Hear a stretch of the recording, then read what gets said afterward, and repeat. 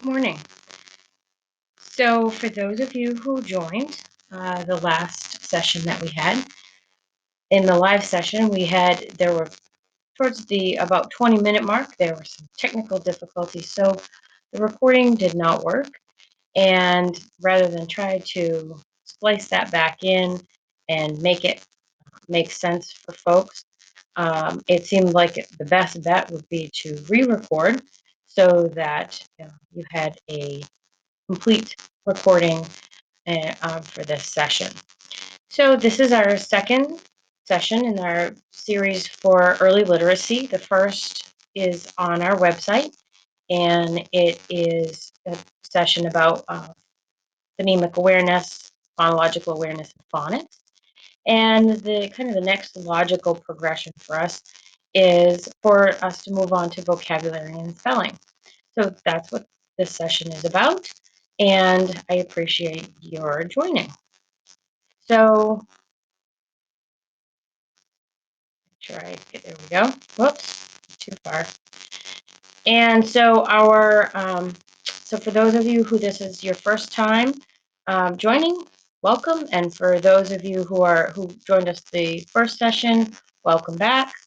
Sorry for all the clicking, just getting used to this platform. So like I said, our last session was just an overview on phonological awareness. The recording is available. And this is about vocabulary and spelling. Thursday, the 21st, we will be doing an overview of comprehension and fluency. And our final session, which will be the 28th, is an overview of writing. So this isn't as much of an issue in a recording setting, but it was when we were doing live. So we won't worry too much about that because there aren't really any norms in recording.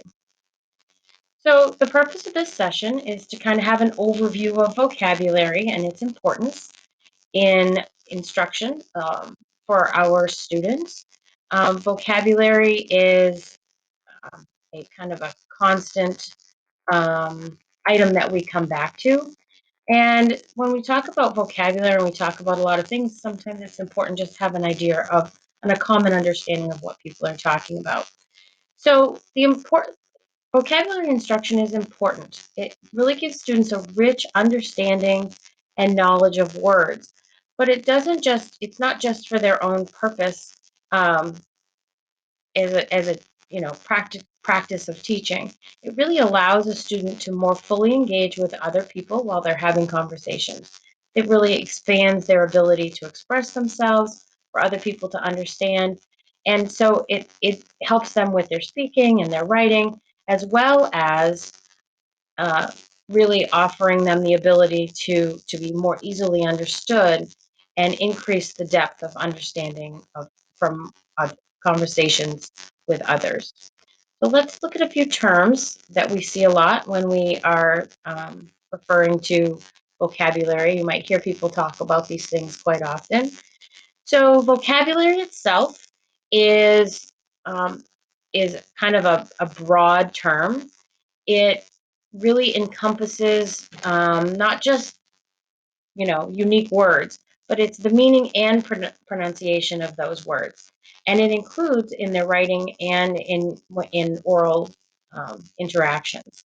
So it doesn't just mean a list of from unfamiliar new words that are kind of interesting to people. It really is about developing a real strong sense of meaning and pronunciation of those things.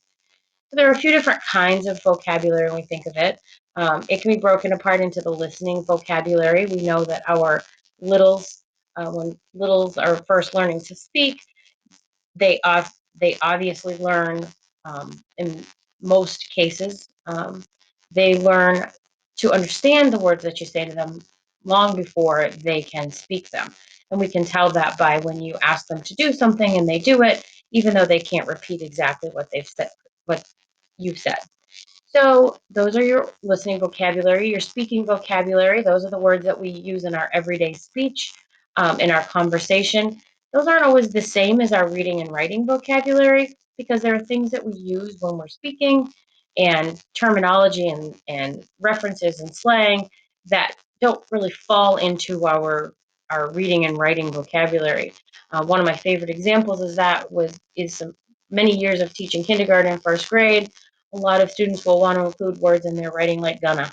I'm gonna go to the grocery store with my mom after school. And when you try to have a conversation with them about writing the words going to the grocery store, they know that there's such a thing as going somewhere, but they often will say, "But that's not what I want to say," and they have a hard time learning that differentiation between their speaking vocabulary and what they are reading and writing.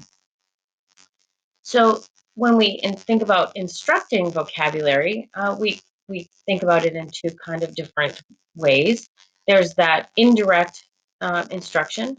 That's when students just learn the meaning of words indirectly because they see them or hear the words used so many ways in so many different contexts, um, especially through adults conversation with adults or other children or having stories read to them that it develops a significantly rich vocabulary the more conversation they have.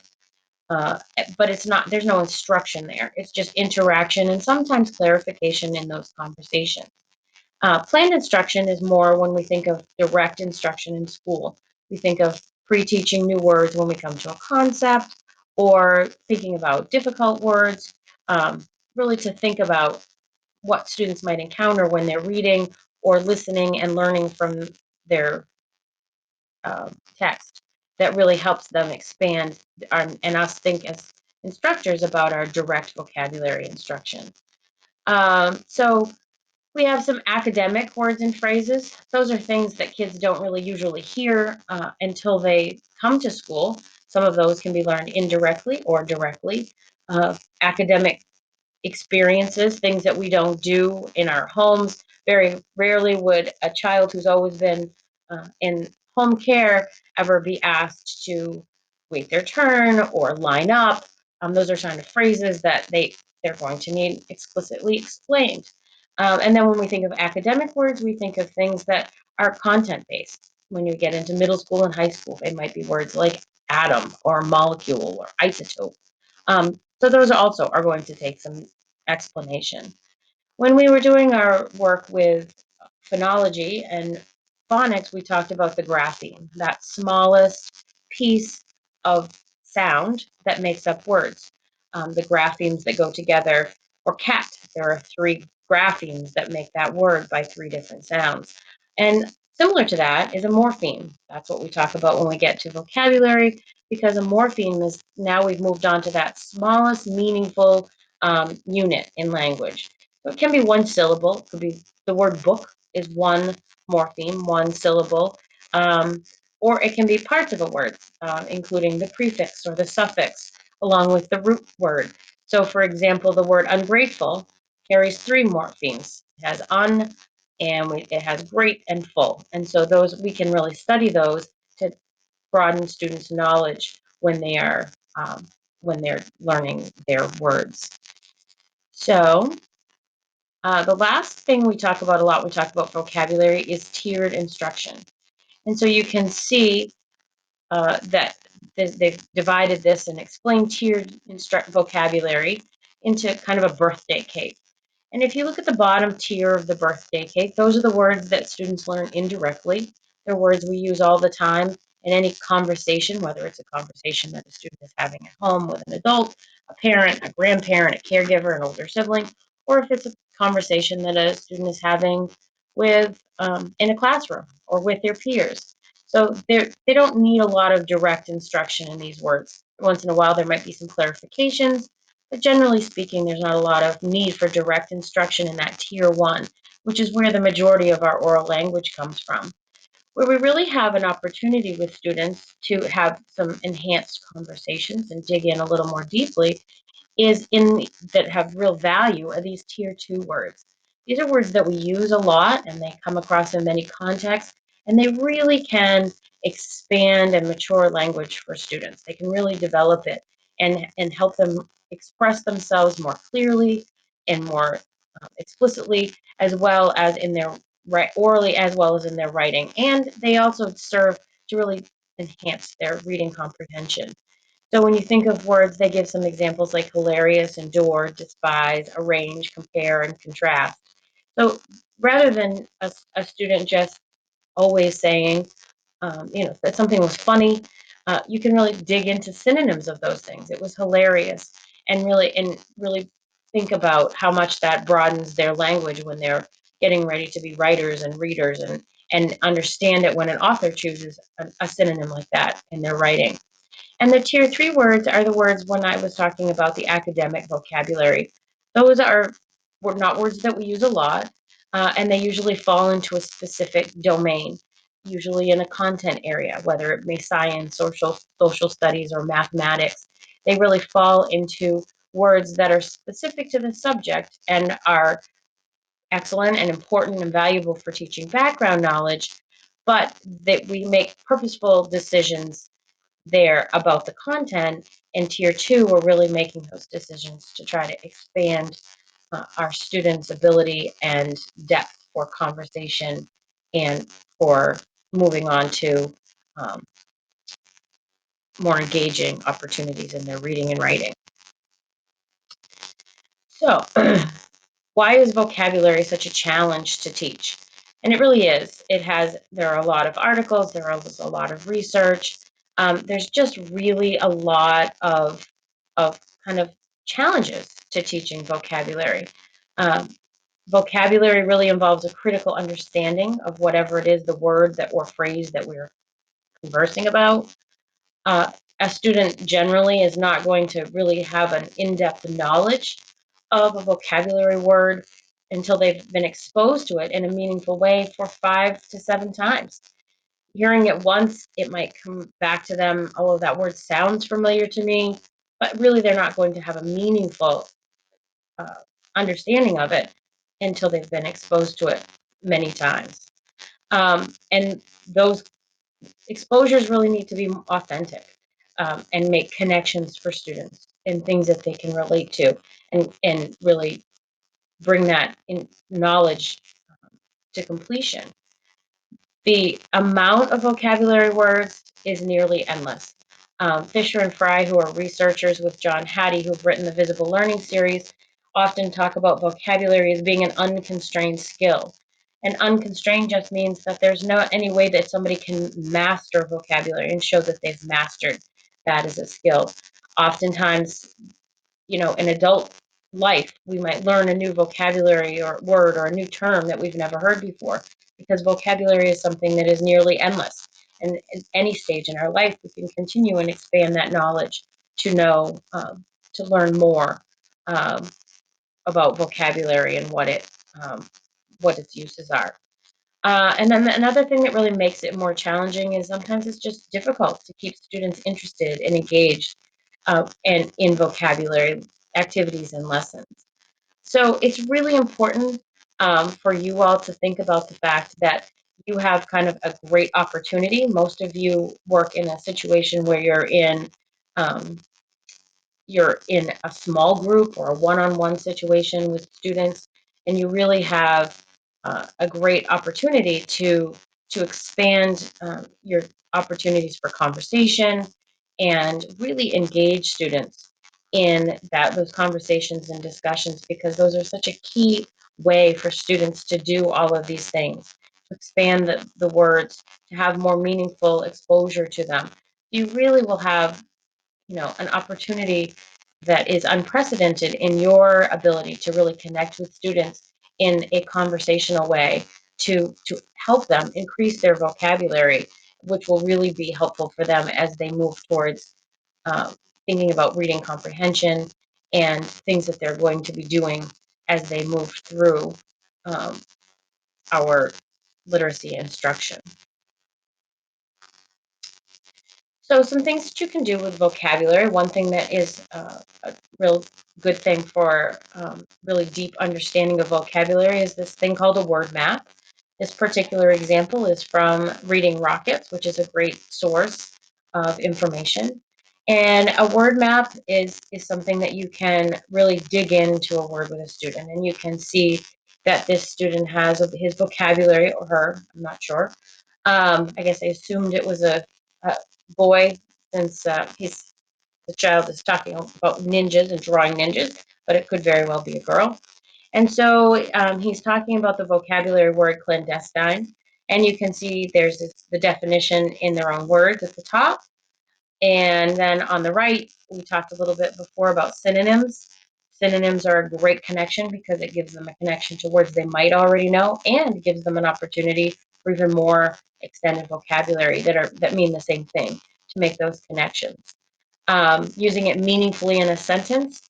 I know one of the things, it was an activity that I always did with vocabulary was look up the definition. This was when I was in school as a student. It was vocabulary lessons almost always consisted of looking up the definition in the dictionary, copying it down, which I didn't always know what it meant, and then using it in a sentence. So you can see that this is similar, but there's a lot of the student putting it in their own words and then using it meaningfully in a sentence.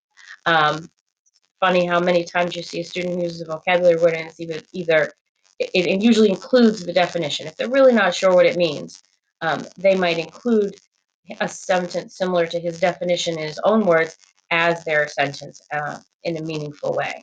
And then there's the connection there to draw a picture as well, which is another way to give a connection for a student to have a connection to that. So Reading Rockets has a variety of different samples there, and there are some others. If you look up word maps, you can see that there are some others online that really could give you an idea of different word maps that might be appropriate for students you work with, whatever their grade. Another important tool or another activity that's good to do with students is when you think about the root words. So we talked back at the beginning when we were talking about the morphemes, and I think that I used the word great because it was ungrateful. So this is a couple of ways that you can expand those. So teaching some students some root words and then trying to have them figure out using the context of something you might read to them or a story you might tell them to figure out additionally what these words might mean. So if they're learning the root word, for example, struct, which is to build, there are many words that come from them. I just chose a few. And you can see here at the bottom, if you look up these roots, if you're looking at the free dictionary, which is an online tool uh, that a lot of people use for Scrabble and Words with Friends, the word struct in its own right, if you look up for words that include it, there are 268 words that just include that root word in them. And so I listed a few, but you can see that you could make stories with them orally. You could have conversations with them and see what that might do. The activity on the right is a picture. It's from a lady named Katie Huller. She puts things on Teacher Pay Teacher quite often, and this is just an image of something that she had in her classroom that her students could do when they had time and they wanted to kind of play with words a little bit. So she has a number of root words in the middle, and then she has some prefixes and suffixes that they've worked with, and the students are invited to combine those, but then they're also invited to reread them and engage with them so that they can decide, is that a word? You can add re and write for rewrite or an ER for a writer, but sometimes things might come up that might not be words that they've ever heard, which could be words, or there might be words that they come up with by putting these together that never were a word. It would come out to be a silly word, something that Dr. Seuss might invent. But that is something that happens as they go through that. So that's kind of an activity to keep them playing with words in a fun way. Another thing that they might do is build some semantic maps. So you can see in this particular map, they're making connections. They are looking at this map. The word that they've just started with in the middle is security. These are often done in a whole class or a small group situation as part of a conversation where the teacher is the recorder.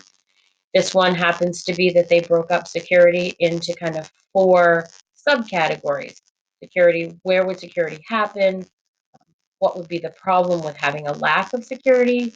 What are some types of electronic security? And then what are the people involved with that? And again, they've divided that again, the good people and the bad people related to security. Um, I think that section kind of makes me smile because they've got, the guard and the police patrol, but then they've got the thief and the robber and the bandit. But they've expanded into even more vocabulary. They've got some other words for thief there. And so you can see that they've really expanded it by doing that. They've given themselves the ability to make more connections, and the person working with them has really helped them to dig into some more rich connections as they move along. So when you're thinking, like we talked about a few minutes ago, we talked about creating opportunities for students, not just through direct instruction, words that come right out of their stories or words that come right out of whatever it is that the lesson included in their classrooms.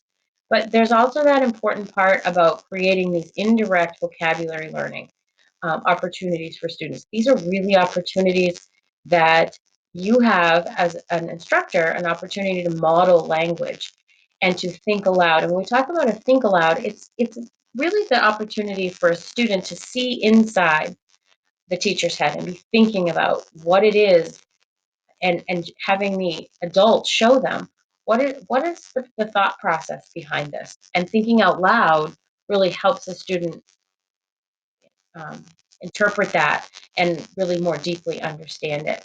So a couple of ways that you can do this indirectly through these conversations is to think about a word when you use it in a conversation, or to think aloud about a word when you've read it in a read aloud to them.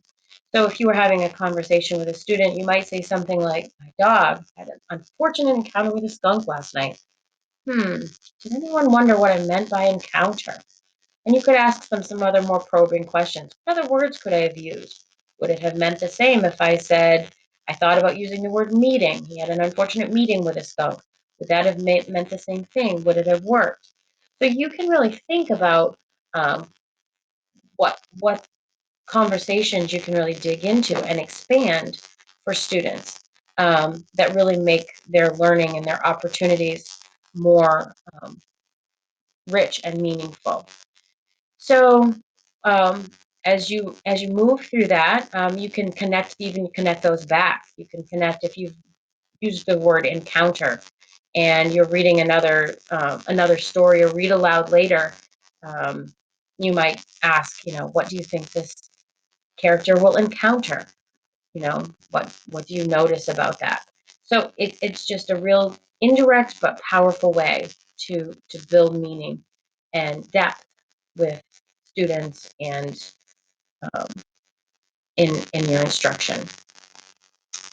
So choosing words is, sorry, I should bring that forward. Choosing words is a huge challenge. Um, oops, apologize. So when you're choosing words from a story, it's really helpful to think about, consider if they help build meaning of the story and connections to other word learning.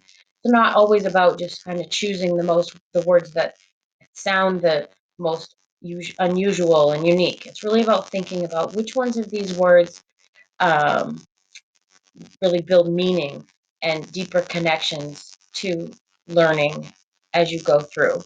And then the same thing is true when you're choosing words from content. What are the most essential words for their learning and their building background knowledge that's going to connect that content to other learning?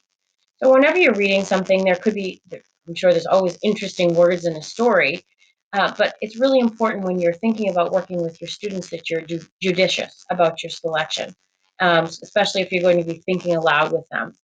So if you're reading a book like Charlotte's Web, it is more than likely that that would be a pretty easy discussion to have. Those words are laid right out for you. The spider just picks them when she just decides what she's going to write in her webs. She's pretty judicious with her descriptions of Wilbur. But if you're reading a book like Blueberries for Sale, which happens to be one of my all-time favorites, you might really want to think deeply about what words you can use from that story, have a think aloud with them, but then really connect them back and make reference to them later when you're having other conversations. You might want to consider one of the words that I might choose if I was reading that book would be hustle. And it talks about how the bear hustled and little Sal hustled. And it's a great word to choose from that story because it's actionable. You can use it when somebody's getting ready. When a student comes in, you could say, boy, you really hustled to get your snow pants off or get them on so you could go out to recess. And you can really, it's actionable. The students can act it out, and it can be made into games. And so a word that really is powerful is one that they can connect to on many levels. And the same thing is true in those content words. When you think about if you're doing a social studies unit on economics or financial literacy, you might include words for your older students like scarcity and availability. But these are terms that you can refer back to.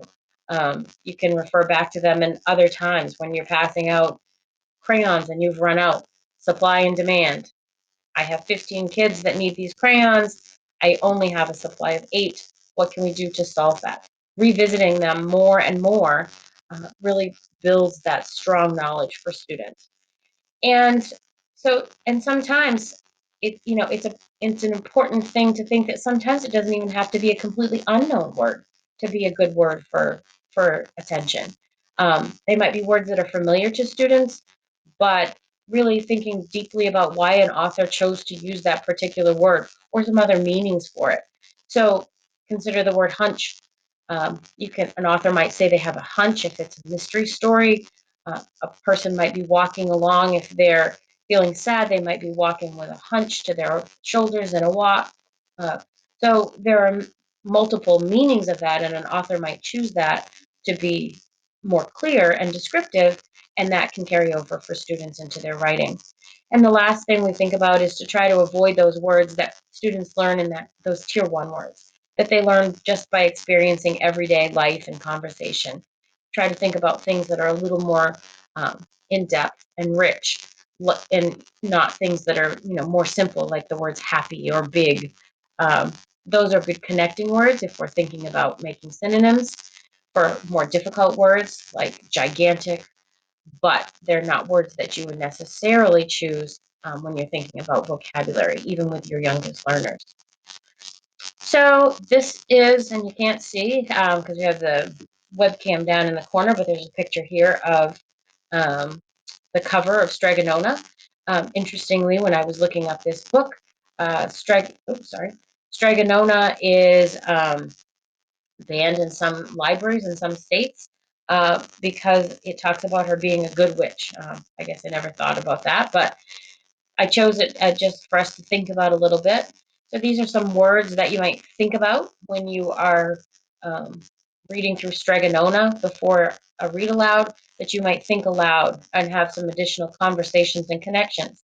So in the live version, I put this, I invited people to try this out and really think about what words that they might choose to choose as a vocabulary word, because you certainly wouldn't want to choose all of these. That would be way too many and way too much depth for students. And it would just be overwhelming because remember, we're still talking about the enjoyment in the reading of the book and enjoyment and fun with words. So people picked a number of different words that they thought there. They thought grazia because it was another language. Many people chose the word sputter um, just because it was a fun word. They could connect it to a lot of different explanations.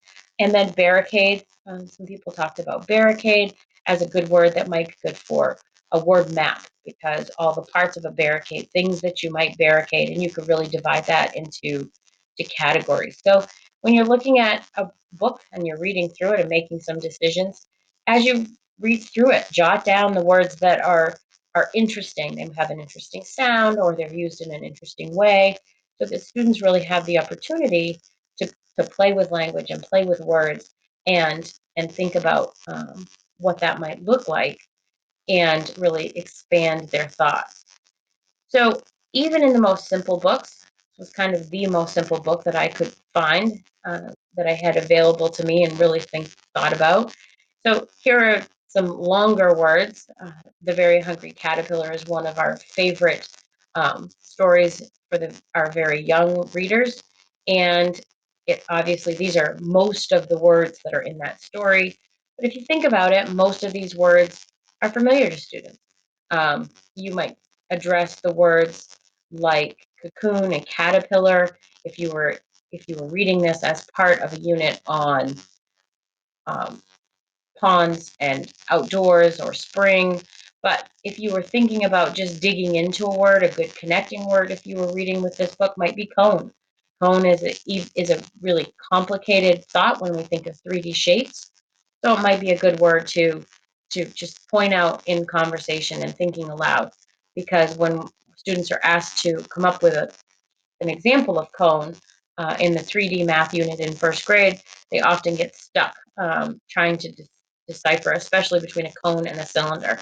An ice cream cone is usually the quickest, easiest way for them to understand that. Oops, apologize. So kind of a quick overview. Reading Rockets that I mentioned before kind of summarize the importance of what they learned about vocabulary and what's important to remember when we're instructing students in that um, area. So intentionality is important, especially the harder the text and building background knowledge for students. Some texts really need more intentional planning than others. Some can be kind of incidental, but especially those content areas, intentionality is very important. Repetition, we talked about the importance of multiple exposures, 5 to 7. That's crucial for students to really internalize the word and understand it. Multiple meaningful exposures to words. Learning in rich contexts, that's important for students to really understand that they should connect and restructure so that students have lots of opportunities to manipulate and play with language. It should be active. The more active we can make it, the more engaged our students will be for interest. The more interested they are, the more likely they are to remember and make connections. There are some apps and some technology that students can use, that teachers can access to expand vocabulary and practice with them. Um, there are those incidental conversations are great ways to learn vocabulary and for students to expand vocabulary.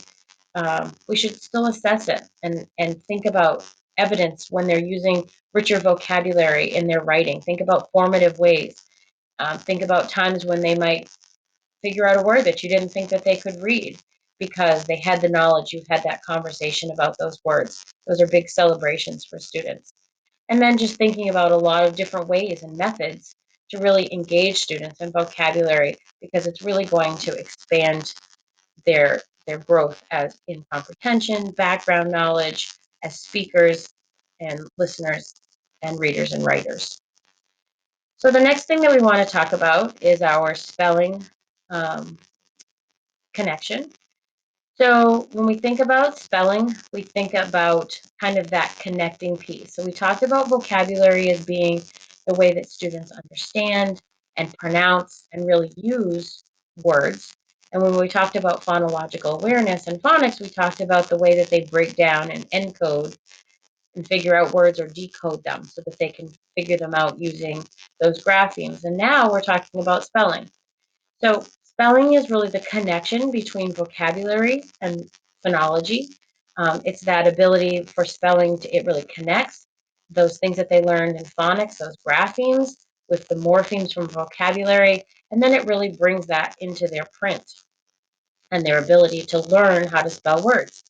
And we all know that spelling is important. It makes words and writing um, easier for people to read.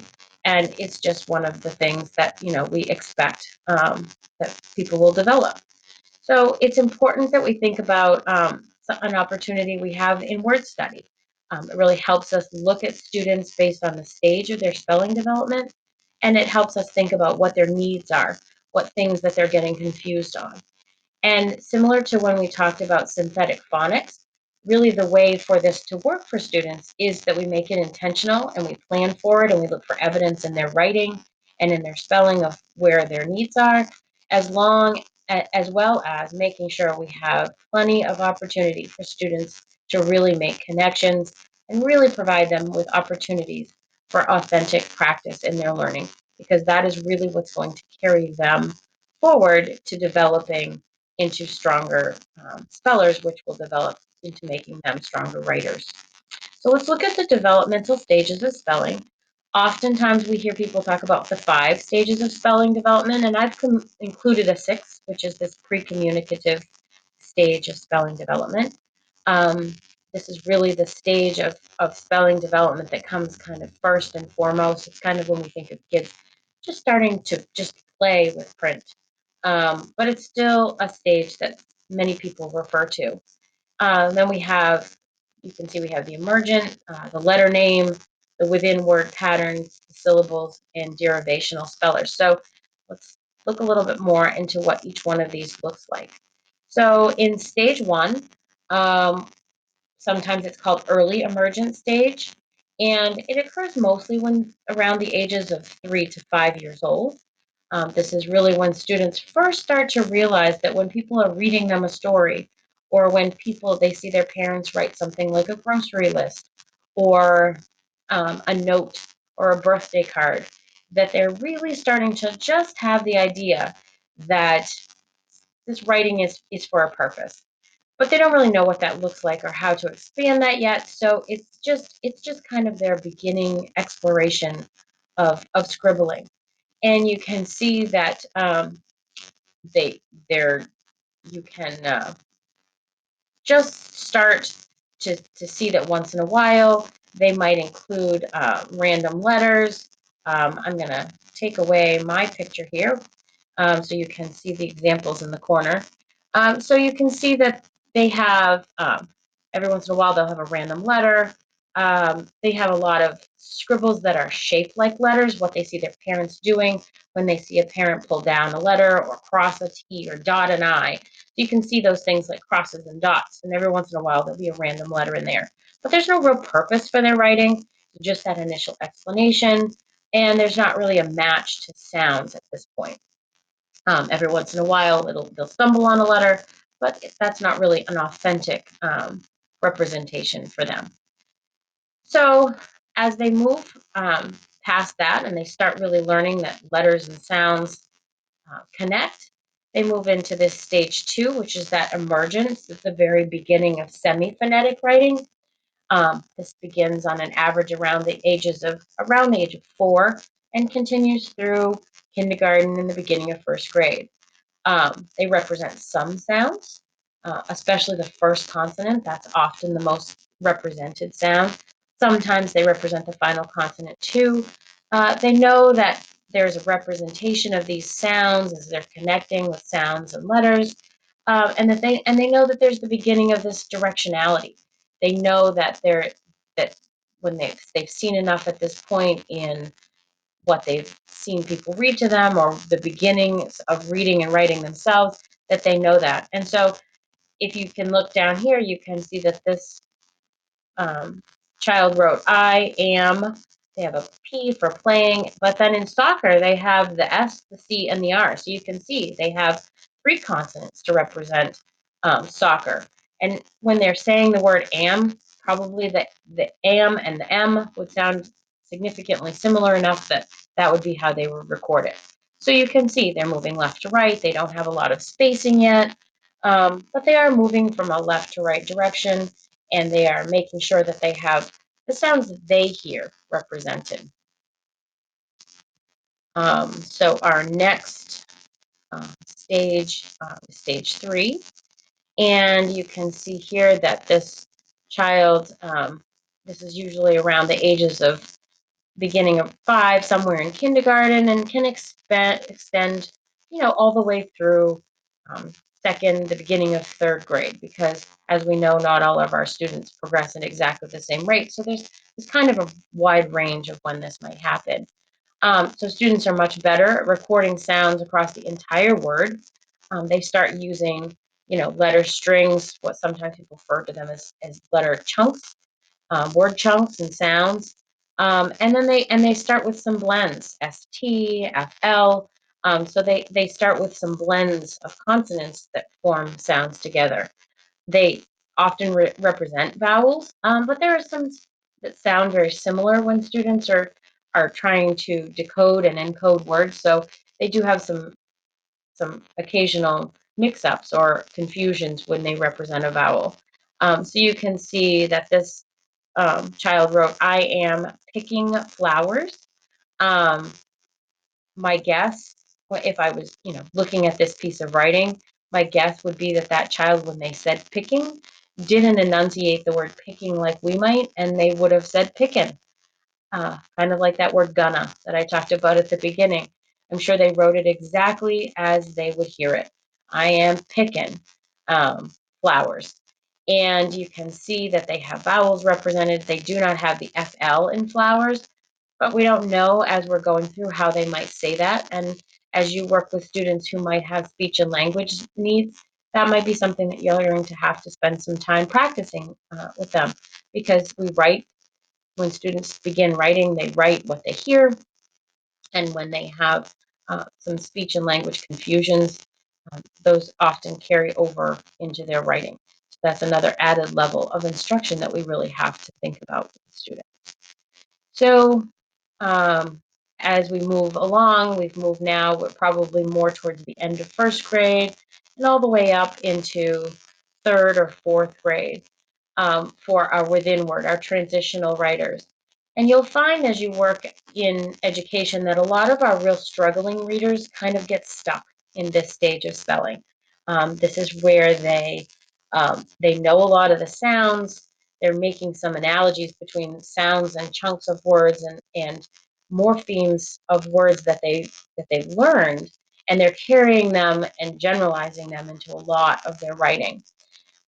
They don't generally have a hard time with initial and final consonants, and they're pretty strong with blends. And then, pairs of letters that make other sounds, your SH, TH, those kinds of things. Those are pretty strong generally. They do have representation for long vowels and short vowels, but this is where some of that analogy confusion comes in for many of our students. They know that ER makes the sound, so that might be the same if they're writing the word fur, like a fur coat. The same thing, they know that a vowel and a silent E will make the vowel long.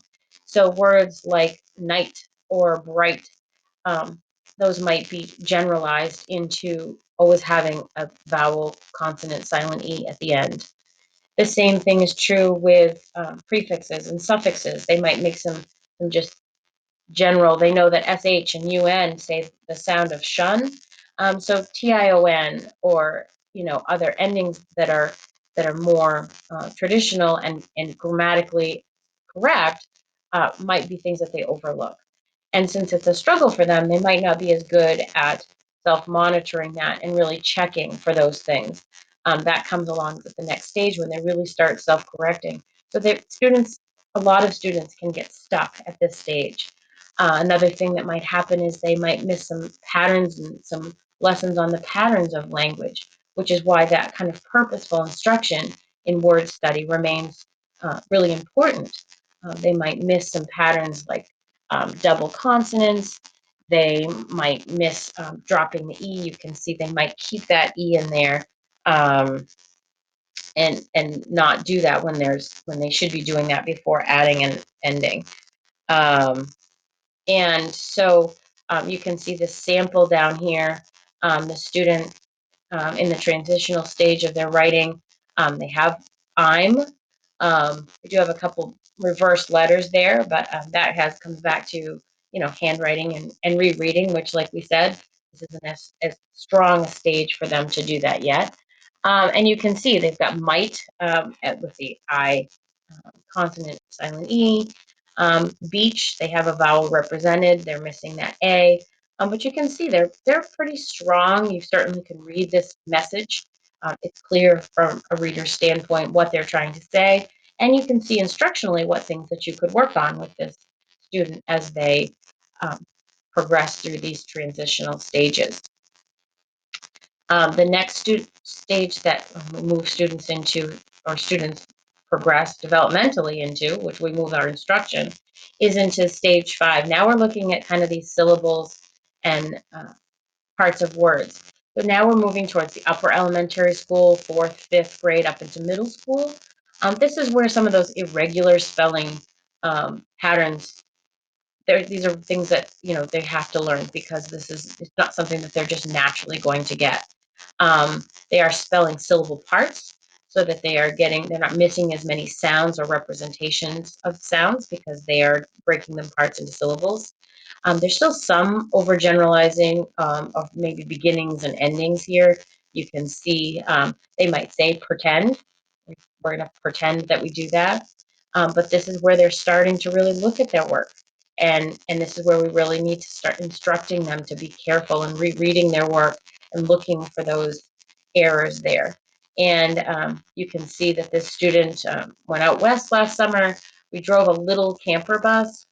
We stopped in a lot of national parks and went hiking in the mountains. It was really cool. So certainly from this very short writing sample, you can see some things that you would work with this particular student when it comes to their spelling. Maybe some double consonant sounds, like in stopped, some endings, like in little, similar to apple. Um, National, they're missing a syllable part in there. So really breaking words apart into those morphemes and those sounds, so that they can get those word parts in there. So you can see when you're working with your students, how you might use their spelling within their own writing in the context to really help them do that.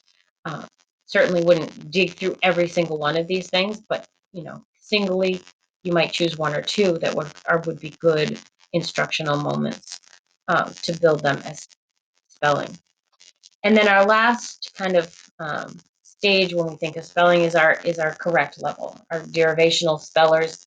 And if you're thinking about words their way, which is it's a whole series of word um, work books that are published to kind of help guide teachers through being able to sort these things out. We expect our students to be mostly correct when they're in middle school, high school. And again, they're going to make some common errors, especially when a word is an unknown word, when they don't have the vocabulary and background knowledge for it. They've never heard of prohibition, like the first example would be a perfectly close spelling. Pterodactyl, you can see there's a spelling there that's pretty much exactly as you would expect it to be spelled. It's not how it's spelled, but it would be a good place for a conversation. Um, a great place to make some stronger word connections with those root words that we talked about in the vocabulary section. And then we're going to talk about this is a place where they have a lot of word confusions that are commonly confused, that adults even confuse. You can, these are words that often are auto-corrected on your computer. If you're typing something, these are often just brought right along to autocorrect, because they're misspelled in our language so often that they come up as just something that the computer fixes automatically. A lot of people write the word a lot together instead of separating it, or calendar for calendar. Um, Incorrectly spelling vacuum, or so these are just things that are so often incorrect, and in fact that most computers are programmed to automatically correct one pronunciation, one spelling, excuse me, into the alternative spelling right away. So you can see over here's an example of a student who is writing at what we would call a derivational level. And again, great opportunities there to pull out some things that you might decide to instruct with. Most of this is perfectly legible when somebody would be reading it. They're communicating a clear message, but obviously we want, as we move forward, to build our writers and to communicate in our adult word. What you want to be able to do is explain to them and encourage them to that correct spelling matters. It is the image that you give off as a correct speller, and to really be cautious and careful about that, and teaching them to look for what doesn't look right, to make some spelling decisions, and then you have the opportunity to make some decisions about spelling instruction based on the samples of their writing. So there are many inventories. I showed you kind of some examples where you can find samples of spelling needs within the student's own writing. But there are many inventories. This one happens to be. So Words Their Way was written originally in 1996. They're still publishing it. There are still different versions. There are still different books specific to a developmental level. All the way through this past year, they had some. They have them even in other languages. If you have EL students, they have them in Spanish. They have them in each of, a book specific to what word study might look like, specific to whatever stage, developmental stage your learners are in. And so what you do when you administer one of these is you tell the student the word, you read the word in a sentence aloud, and you say it again, and the student has just a paper where they write these things down. And you can see when we talk about those first couple of stages, those emergent and early emergent levels, here's where they are just going to represent. You're going to know they're there. If they just write down an F, a P, a D, and an R, you're going to know that that's where they're functioning, because that's what they're recording. And the same thing, you can see where they start getting into blends and other combinations, the IGHT, the ING.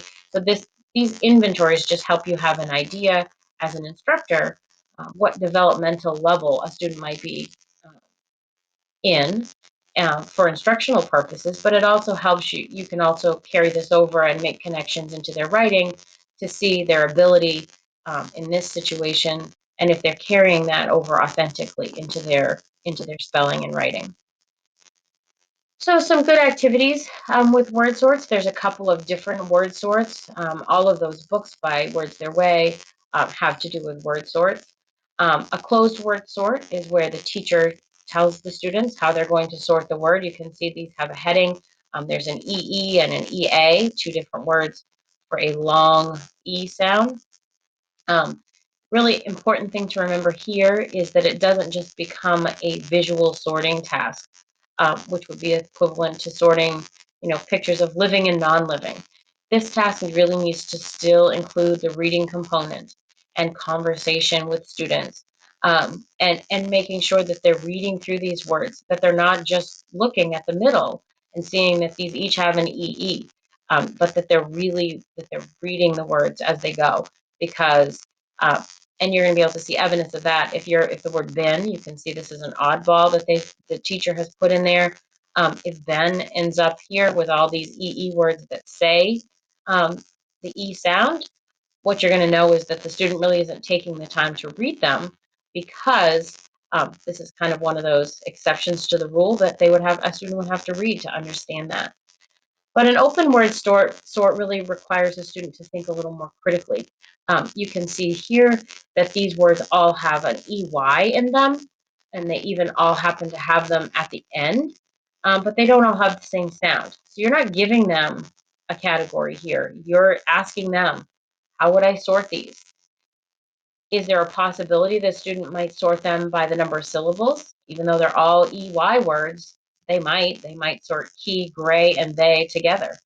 But however they sort them gives you great insight and opportunity when you're working with them to have conversation about why they sorted them the way they did and their rationale, and a real strong insight into their thought processes. So some things to think about when you're thinking about spelling.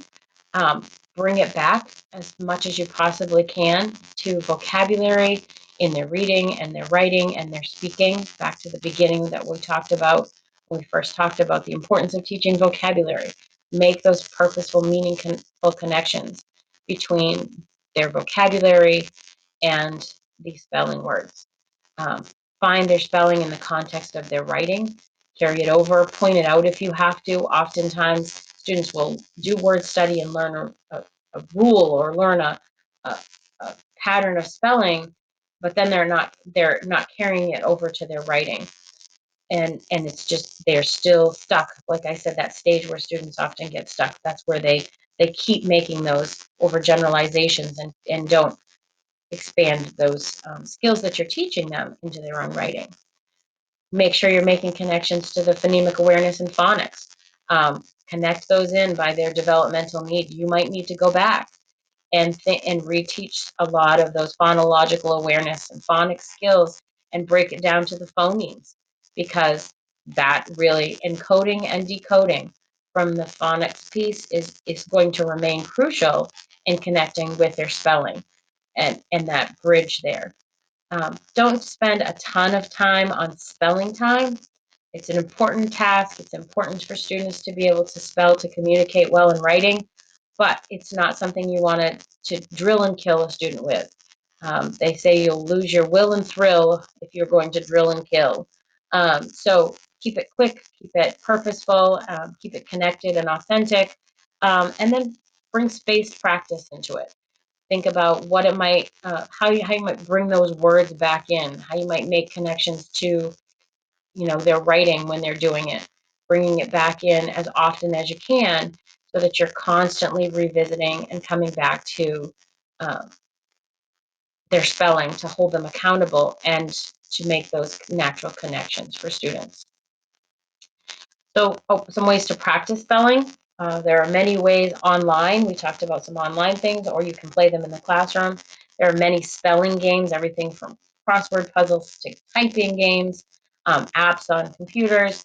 Wheel of Fortune is a great opportunity for practicing spelling, especially if you're kind of purposeful when you're making Wheel of Fortune kind of clues, because you can make some connections with words that have kind of some key pieces that are going to be helpful for them. Some common key letters that go together and phonemes that are often seen together. You know, the word games like I Spy when you're reading, Scrabble, bananagrams. Those are great ways to build their spelling and practice them in authentic and fun ways. Connect to manipulatives. When we talked about phonics and phonology, we talked about manipulatives and making hands-on things that are fun. The same thing is true in spelling. Blocks with letters on them, magnetic letters, chalk, markers, different things that are fun for students to use and make those connections. To hold students accountable, keep those word walls. Don't just get rid of the idea of a word wall once they've had them. Some of our students are going to need some practice and some looking back and a place that they can refer to when you're holding them accountable. Um, Make connections in other ways if you need to. Practice this word to a song or the spelling to a song or a movement, kind of to give them a mnemonic device to really help it really firm up in there. And then keep, again, like I said, keep spelling practice short and fun so that students are practicing in authentic ways, um, they're still engaged. So if you have any questions, any follow-up things that you'd like for me to go through or answer, my email is on this next slide. So you can see that there's a bit.ly link here at this end that connects you to a survey, which will bring you a certificate. You're welcome to use the QR code. I will leave that up there for a bit in case you need to take a picture with your phone or copy down the bit.ly link. Notice that the X, the M, and the O in the bit.ly link are uppercase. The F, the N, and the S are lowercase. And that's important because if you don't have the right case, like I learned in the last session with the phonics and phonological awareness, it will not work. It brings you to all kinds of weird places. Like I said, if you have any questions, I'm always an email away. Feel free to email me at any time, and I will try to get back to you as soon as I can.